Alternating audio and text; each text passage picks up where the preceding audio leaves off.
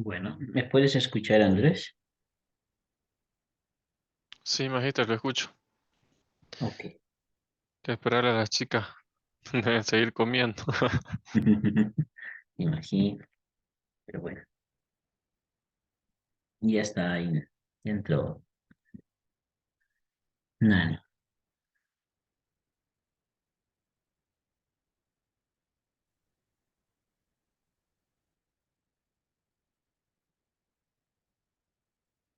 bien.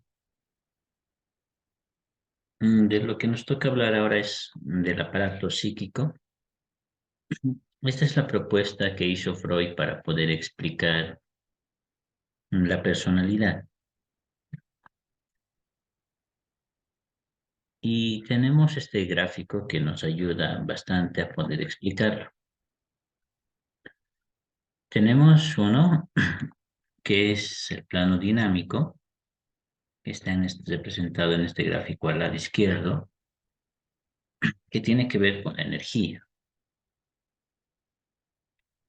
Y debajo vas a ver las pulsiones de Eros y Tánatos. En la siguiente columna está lo topográfico. Y este topográfico tiene que ver con la primera explicación de Freud del aparato psíquico, el primer tópico. Y en él reconoce que hay espacios, hay lugares en nuestra mente en la cual hay un lugar que llamamos inconsciente, otro preconsciente y el consciente. El inconsciente es un lugar, vamos a tratar de dibujarlo.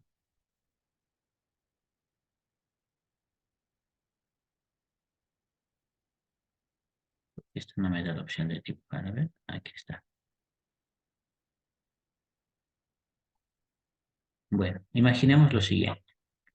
Imagínate una casa, ¿sí? Y en esa casa es el inconsciente.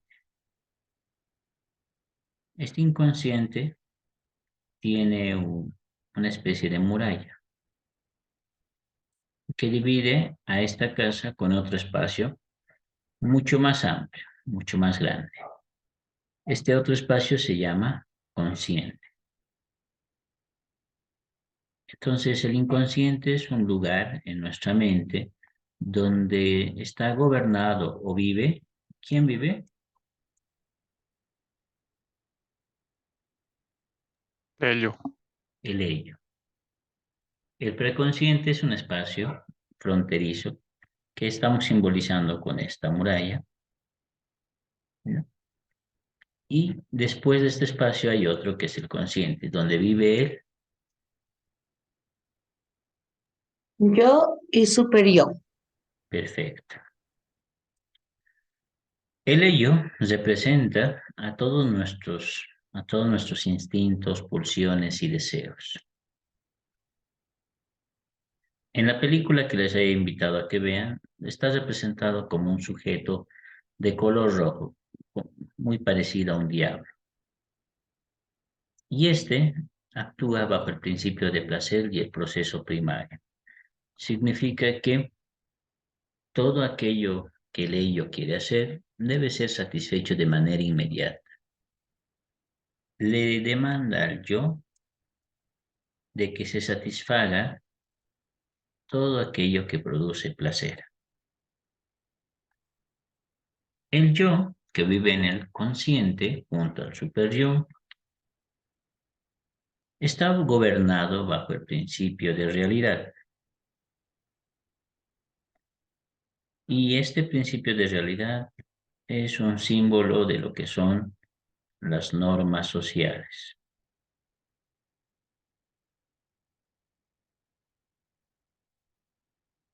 Y el yo no puede hacer nada que vaya en contra de estas normas, porque si lo hace, le genera bastante malestar. Para controlarlo al ello, ¿sí? Y todas estas energías utiliza los mecanismos de defensa. Estos mecanismos de defensa, cuando son muy exagerados, se convierten en síntomas, ¿no? El exceso de esto produce los síntomas.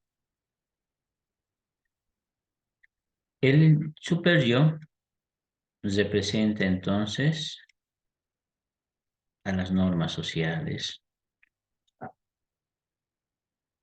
el ello a nuestros deseos. Y en el medio estamos nosotros, ¿no? El yo. Entonces, para Freud, el yo, el super yo, el ello y el super yo representan a Nani. Adelante. Maestra, ¿nos puede dar, por favor, un ejemplo de mecanismos de defensa y el síntoma? ¿Un ejemplito? Claro que sí. Gracias. Mm, este es un ejemplo bastante interesante, ¿no? Mm,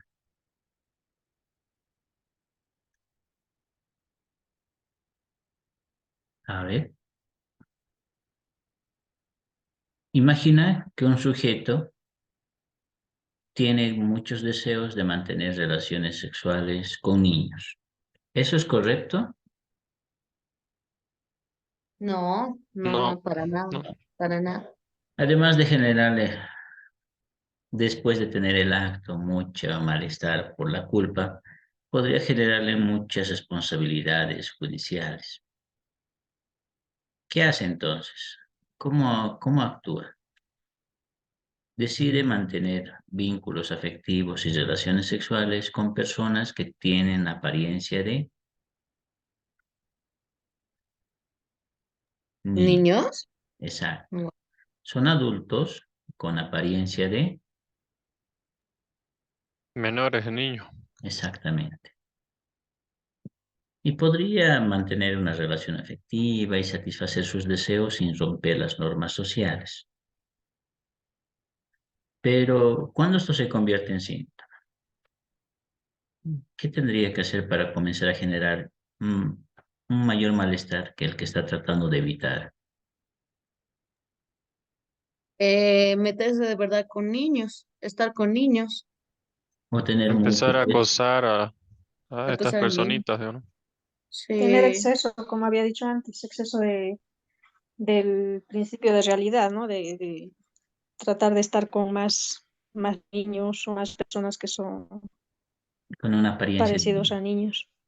¿no? O Entonces, quizá también empezar, bueno, si es que se encuentran, ¿no? No sé, digamos, en sus computadoras o algo así, empezar a ver o estar buscando pornografía infantil, digamos, ¿no? podría ser una forma de sustituir sus deseos. Pero en el caso del ejemplo que les acabo de poner, podría comenzar a buscar personas con estas apariencias y podría comenzar a mantener otras relaciones sociales. Imagínate que este adulto tuviera 50 años y quisiera estar con una persona de 20. Esto podría generarle conflictos, ¿no? Es decir, quizás encontraría mucho rechazo, comenzaría a generarle problemas. Está tratando de satisfacer al ello, pero no es eficiente. Entonces esto le va a comenzar a traer disgustos, insatisfacciones, incluso una consulta para el psicólogo, ¿no? Pues sí, no entiendo por qué me gustan tanto personas más jóvenes que yo. No puedo entender por qué esta atracción y no puedo mantener una relación afectiva con personas de mi edad, ¿no? Es consciente que le gustan las personas de su edad, perdón, más jóvenes, mucho más jóvenes. Sin embargo, para él, lo que no es consciente es por qué. Y para el psicoanálisis entenderás que la terapia consiste en ser consciente lo Lo inconsciente. consciente. exactamente, ¿no? Hacer consciente lo inconsciente, ¿no? Traer a la realidad, ¿no? A este plano del yo, estas ideas que están emergiendo producto de este mundo del inconsciente. La palabra inconsciente hace referencia a un lugar, ¿no? Un espacio. El ello es una entidad, es como como un ser. Y este ello vive en este inconsciente, que no puede salir si no es por el preconsciente. Pero entenderás que como es con una pared, le sería muy difícil atravesarla.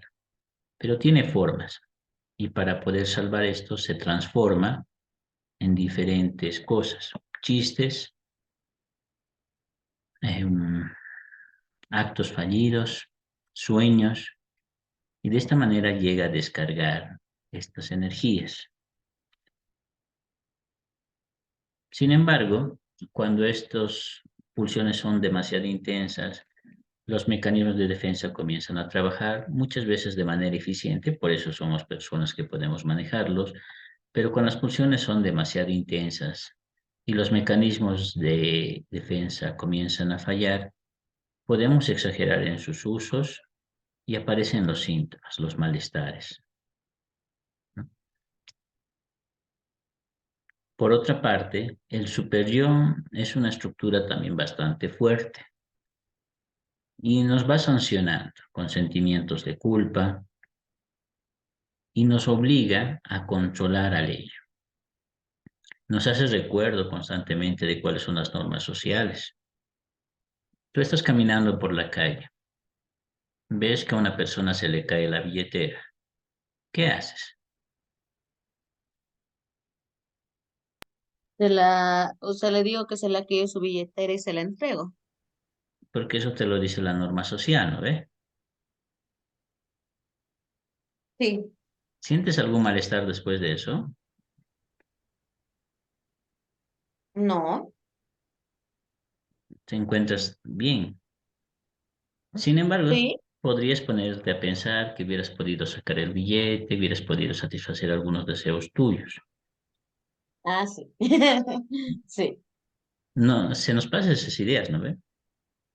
Entonces, en sí. ese momento, en ese simple acto que vemos en la calle, encontramos mm, muchas formas donde se manifiesta ese deseo que tenemos de hacer algunas cosas. Pero si nuestro super yo es demasiado fuerte, entonces lo que hace es controlarlo y hacer que la norma social se cumpla. Y encuentras consuelo en el hecho de que has hecho bien, ¿no? De alguna manera encuentras alguna satisfacción. Pero no, pero ello no se queda callado y te va a decir, pucha, pero hubiéramos podido hacer algunas cosas con ese dinero. Para el psicoanálisis, nosotros somos un producto de este constante conflicto entre el ello y el superyo. Somos un producto de esta relación entre seguir las normas sociales y satisfacer nuestras pulsiones. Y las personas que comienzan a tener trastornos o alteraciones mentales son por el uso de los mecanismos de defensa. Por lo tanto, generalmente el psicoanálisis divide a las personas en neuróticas y psicóticas, ¿no? Neurosis, psicosis. Personas dentro de la realidad, personas fuera de la realidad. Pero generalmente todos vamos a ser neuróticos. Ahora, ¿de qué tipo de neuróticos seamos? Eso va a depender del uso de nuestros mecanismos de defensa.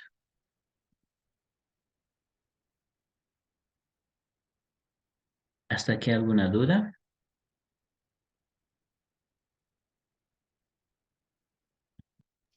No, magíster. Perfecto. Bien, pero ¿cómo se construye esta personalidad, ¿no? Y Freud ha propuesto algo, que son las fases del desarrollo infantil basados en sus características como alimentación, la defecación, el descubrimiento de nuestros genitales. Bueno, y te lo voy presentando, ¿no? Todos comenzamos nuestro desarrollo en la fase oral, que involucra entre los 9 y 18 meses. La satisfacción del deseo está centrado en la boca, a través de la alimentación. Se piensa que en esta fase se construye la confianza hacia otras personas y sobre nuestra propia seguridad. Entre los 1 y 3 años pasamos a la fase anal y ya el deseo, la satisfacción se centra en el ano y en la defecación a través del tracto digestivo. También encontramos cierto placer en el control de los esfínteres. Y en esta parte de nuestro desarrollo nos permite tener un control de nuestros impulsos y hacernos responsables de nuestra propia conducta. A medida que vamos avanzando en las fases, vamos desarrollando aspectos de nuestra personalidad. En la fase fálica, que va de los 3 a los 5 años, el placer se centra en nuestros genitales.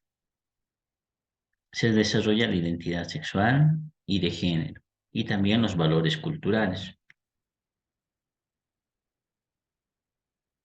A los 5 años hasta la adolescencia, un periodo mucho más largo, entramos en la fase de la latencia, donde desarrollamos aprendizajes, conocimientos técnicos y también las normas sociales. Y esto está muy vinculado con el ingreso a la escuela, la imposición de normas.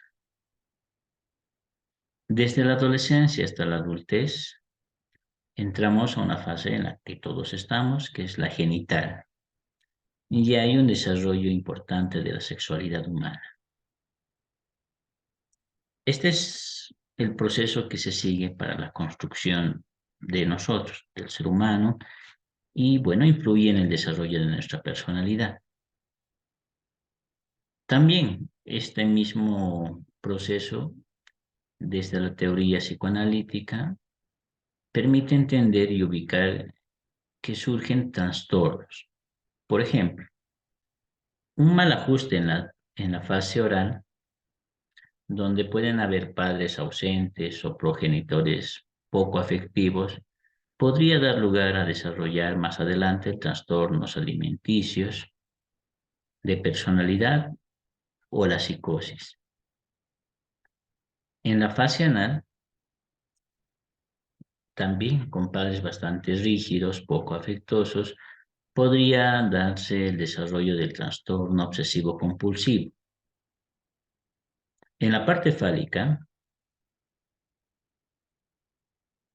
entendiendo que los padres no permiten que los niños experimenten el mundo, podría ser el origen para el desarrollo de trastornos como la ansiedad, depresión, narcisismo, la psicopatía, que hoy la llamamos trastorno de personalidad antisocial, y problemas en la identidad sexual, ¿no? Entenderás que esta teoría partía del hecho de que las identidades sexuales podrían ser considerados trastornos mentales. Y bueno, ellos consideraban que la fase fálica era el origen. Para el psicoanálisis, entonces, la mayoría de los trastornos, incluyendo los de personalidad, tienen su origen antes de los 5 años. No se describe como orígenes del trastorno la fase de latencias o genitales. Hasta aquí en la teoría psicoanalítica. ¿Alguna duda?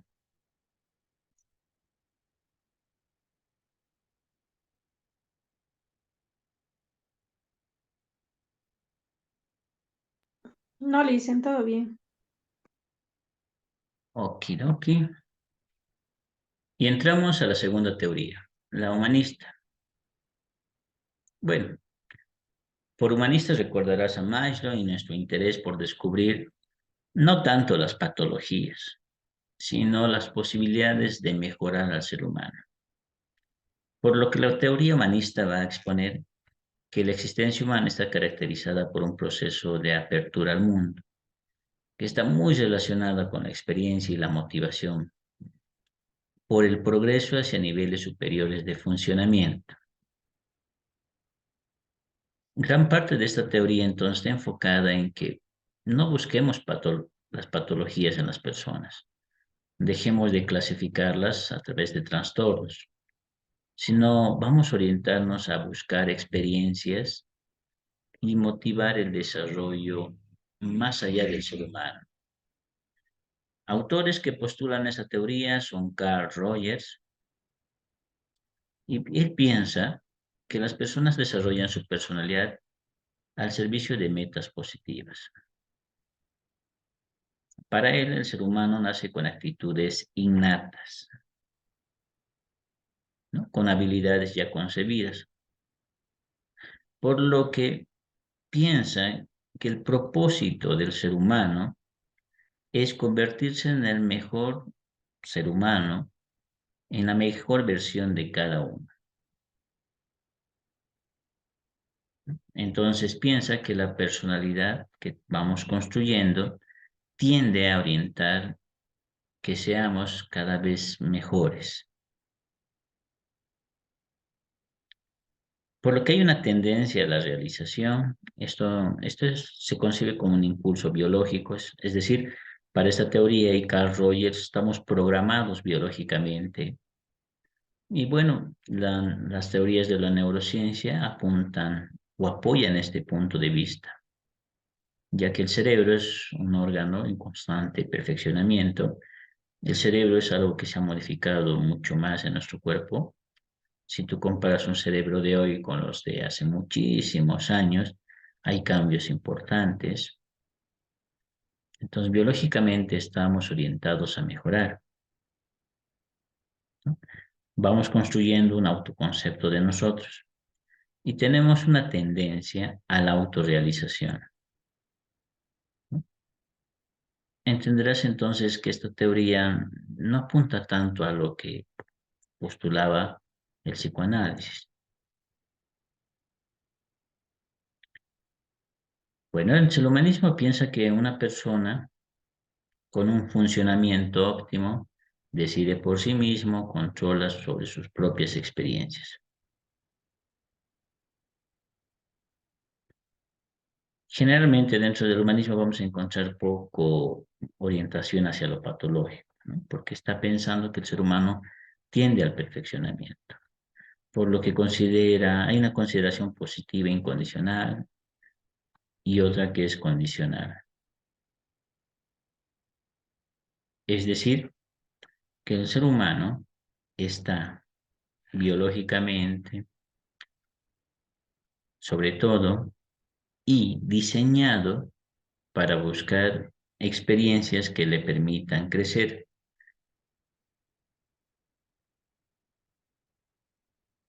Es una teoría bastante breve, no hay mucho que comentar.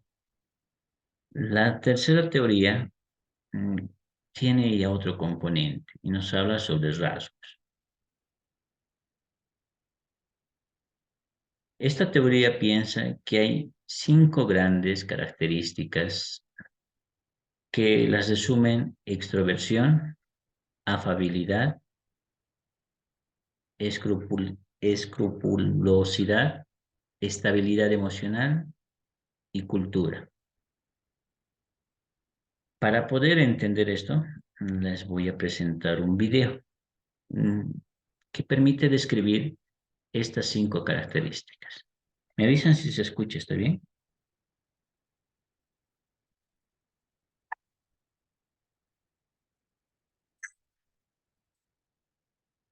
¿Se escucha? No está un poquito lento, como entrecortado. Ok, a Aún ver. no se ve nada, Magíster. ¿Perdón? Aún no se observa nada, no se escucha. Bueno, se lee, Ya de los pero creo que 5 está grandes cargando. rasgos. A ver. Ahora sí yo escucho. Ok, Ahora sí se escucha. Ahora sí, sí, sí.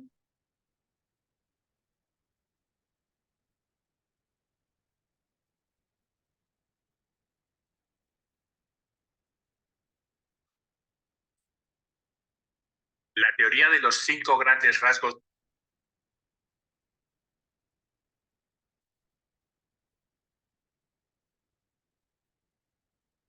experiencias con 5 características principales: apertura a nuevas experiencias, responsabilidad, extroversión, amabilidad o conformidad y neuroticismo.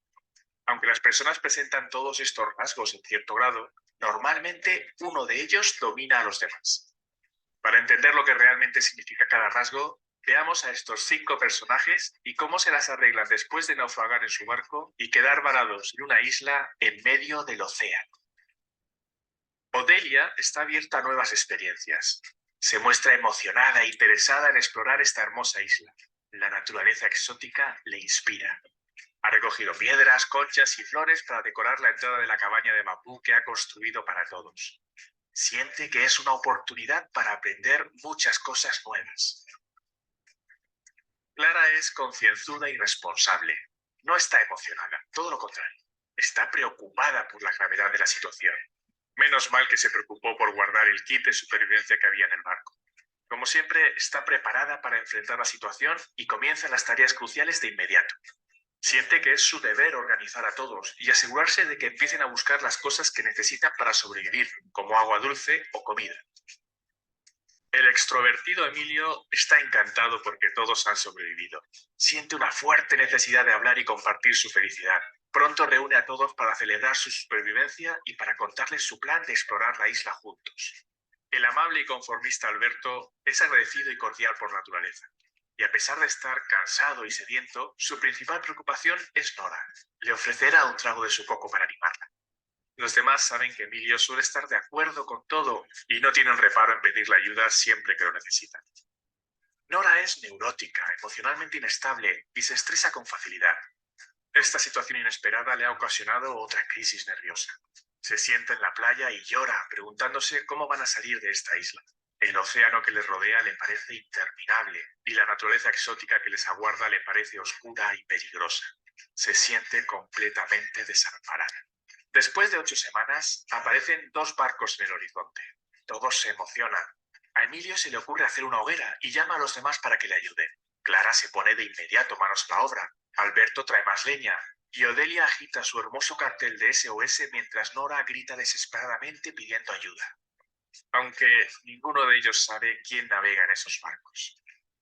En el primer barco viaja un grupo de psicólogos que recorren los océanos desde los años 80.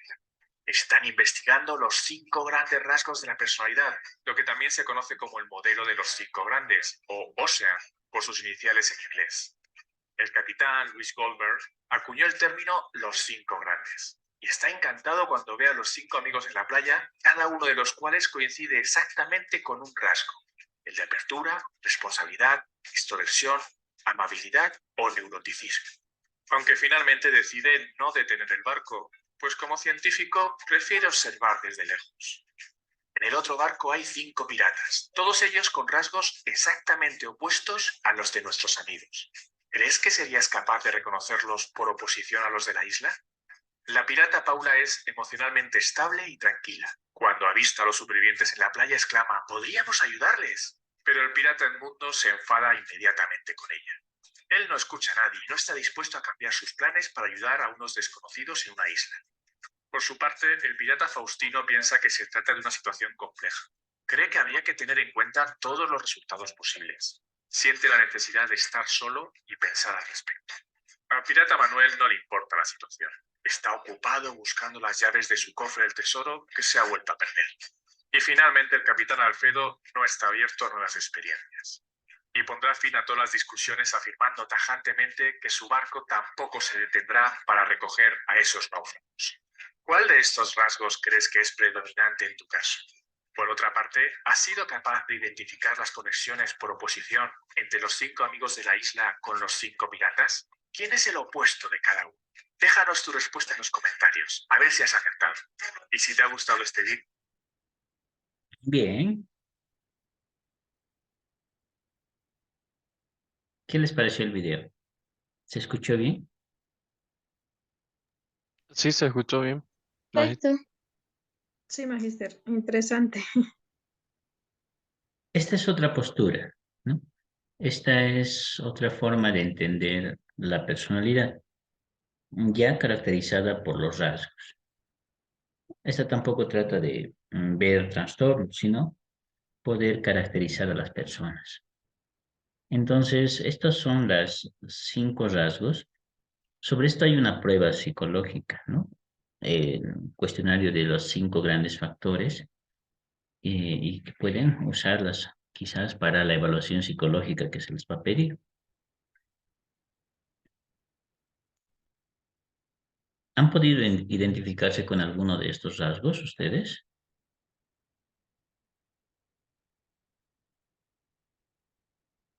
Creo que yo con el responsable. Ok.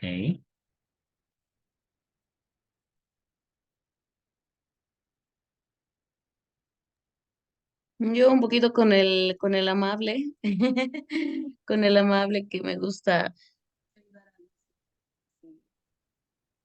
Y sí, con él.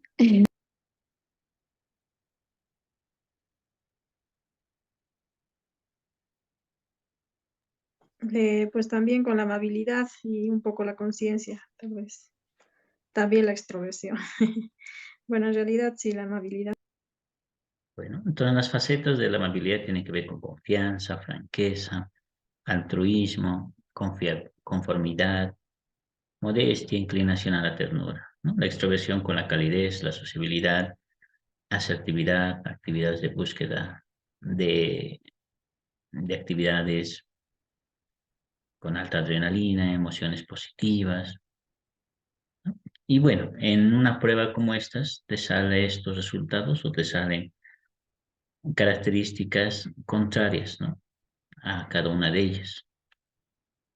Entonces, una persona construye su personalidad compuesta por estos 5 factores o estos 5 rasgos, donde uno de ellos suele ser más predominante que el otro, pero generalmente tendemos a tener estos 5.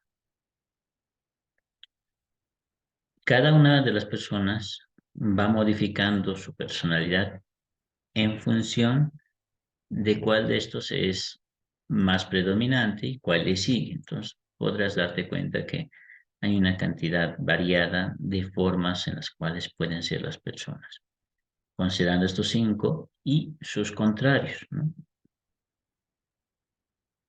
Entonces, cuando volvamos, les voy a mostrar un cuadro en el cual se puede ver una representación gráfica sobre este tipo de personalidad, cómo se ven los resultados.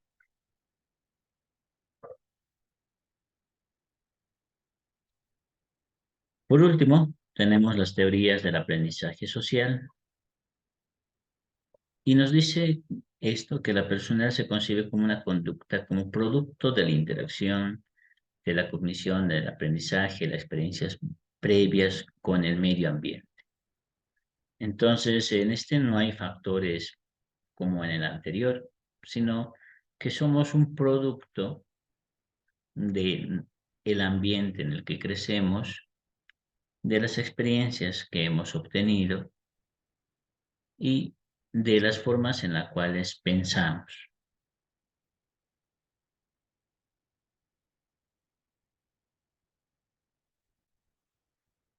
Somos producto también de nuestras expectativas sobre las situaciones que esperamos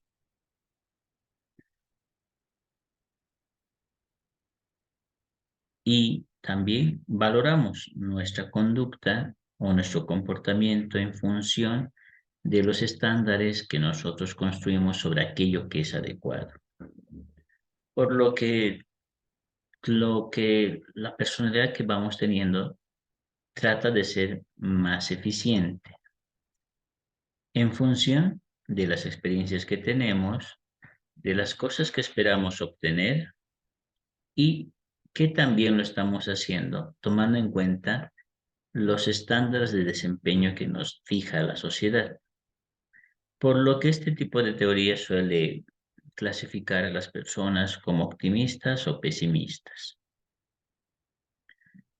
Como entenderás, gran parte de esta información está dada sobre cómo nosotros vamos desempeñando nuestros roles en función a expectativas y estándares de desempeño que nos fija la sociedad. A continuación, tienes una tabla que resume las teorías que hemos estudiado.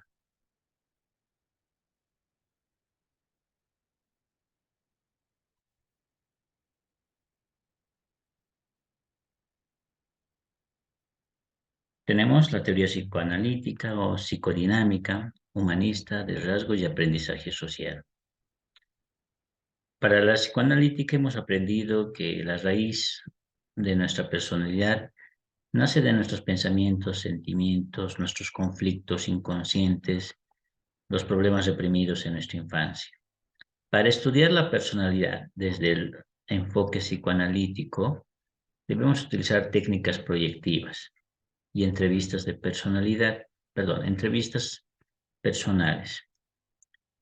La teoría humanista nos dice que nuestra personalidad es producto de un impulso, de un crecimiento personal y de buscar niveles superiores de funcionamiento. Para evaluar a la personalidad desde este enfoque necesitamos utilizar pruebas objetivas como psicométricas, escalas y entrevista. La teoría de rasgos nos dice que la personalidad está relacionada con nuestra forma como pensamos, sentimos y actuamos, vinculados a los rasgos que se tienen y que estos suelen ser permanentes.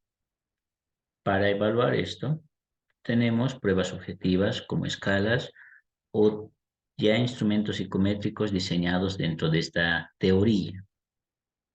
En cambio, el aprendizaje social nos va a decir que la personalidad está determinada por el reforzamiento y el castigo, así como la observación que las personas hacen a nuestra forma de ser. Y nosotros vamos a tratar de cumplir los estándares que ellos nos impongan. Para poder evaluar desde el aprendizaje social la personalidad, utilizamos entrevistas, pruebas psicométricas diseñadas desde esta teoría y la observación de la conducta. Bien, ¿qué les pareció hasta aquí este tema?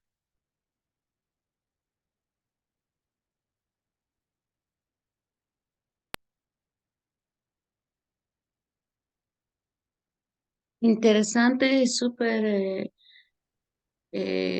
completo. Lo que estoy viendo es que la única que tiene, el único que tiene pruebas proyectivas es en la teoría psicodinámica, ¿no? Bueno, el psicoanálisis, las demás son puras pruebas objetivas. Sí, tienes mucha razón. Y es que es la única escuela que utiliza este tipo de instrumentos. Y es que han sido diseñados desde el psicoanálisis.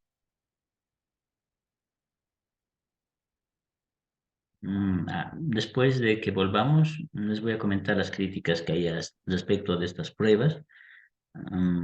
Y bueno, les voy a hacer como un paréntesis. Saben que en un minuto más esto se va a volver a cortar. En unos 8 o 10 minutos se va a volver a grabar esta clase. Y cuando volvamos, les voy a hacer este comentario sobre las técnicas proyectivas. Y entramos a nuestro tercer tema, que son las teorías de las emociones. Ok, entonces volvemos otra vez en unos minutitos más. Perfecto. Magister, nos vemos. Gracias. Ok. Está bien, Magister.